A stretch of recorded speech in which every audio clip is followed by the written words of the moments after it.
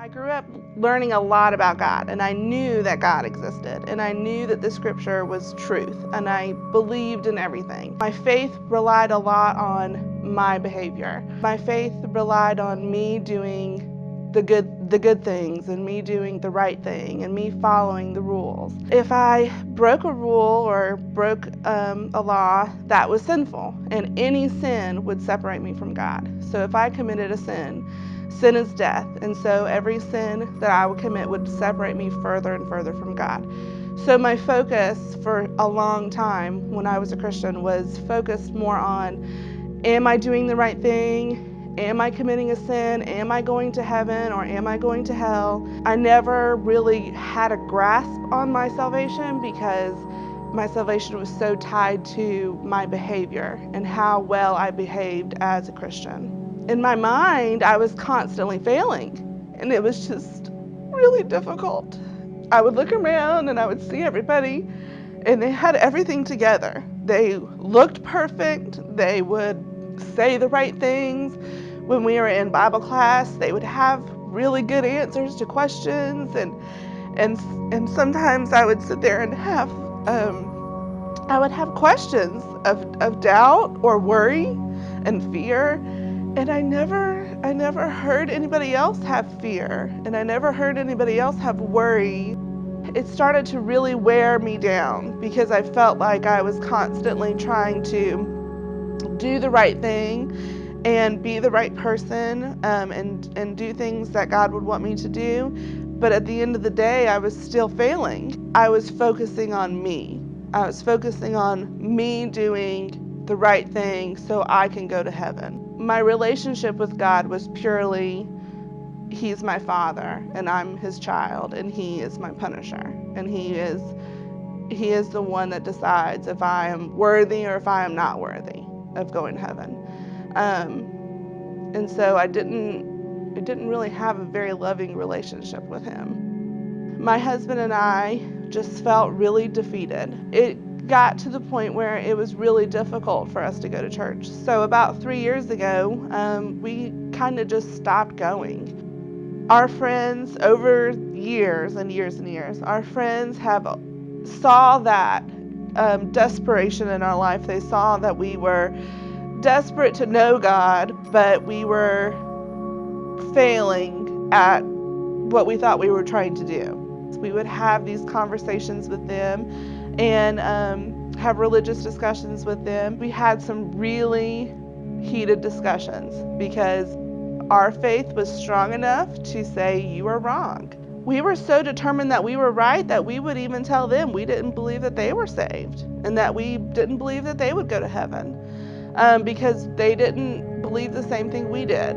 And they didn't care. They kept talking to us. We didn't push them away. They were very persistent, and they would talk to us in a very loving way, and they would talk to us in a very patient way, but they never stopped. They never stopped bringing it up. Even when we would say things that were so harsh and so narrow-minded, they would continue. They would continue pressing on. They brought up the fact that at their church, that the next Sunday was going to be no-show Sunday. And they said, we're not supposed to tell you this, but when you come, there's not going to be a band, and there's not going to be there's not going to be lights. It's not going to be anything that might kind of turn you off. You might actually like services this Sunday, and it might be a good time for you to come visit our church. We were able to hear the message of that day about how you can't always be consumers, that you have a part to give. And meanwhile, I knew in my life that because I didn't think I was good enough, and I didn't have enough knowledge, and I wasn't together enough, that I never really gave much to God. We came back to the next Sunday, and the next Sunday was I am not, but I know I am. And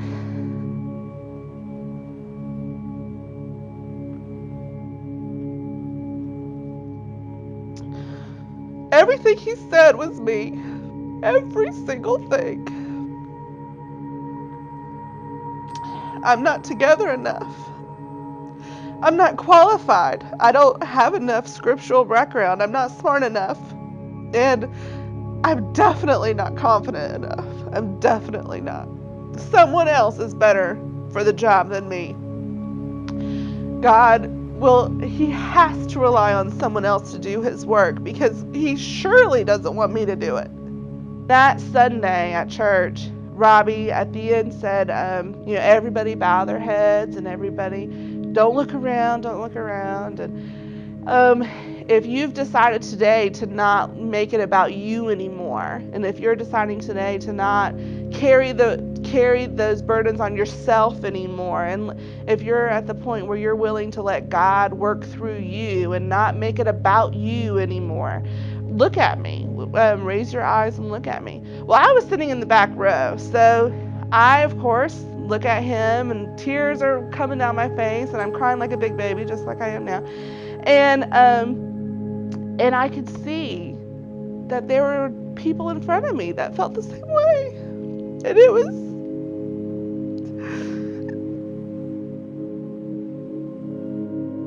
I no longer felt alone. I no longer felt like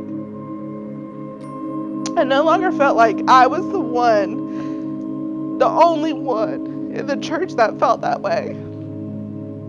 I'm looking at Robbie, but I can see people in front of me whose faces are looking up towards the stage, and I can see the tears shimmers off their cheeks, and I can see I'm not surrounded by people that think they have it all together, and I'm not perceiving that here, and I can see that these people want to rely on God, and at that moment I saw other people looking at Robbie, and I realized that I wasn't alone anymore, and that I could serve God and be in a place of worship with people that struggled the same way I struggled. And then I was in the stillness of rocking my baby to sleep, and I was rocking her in her room, and I was just reflecting on our day and how great that day was.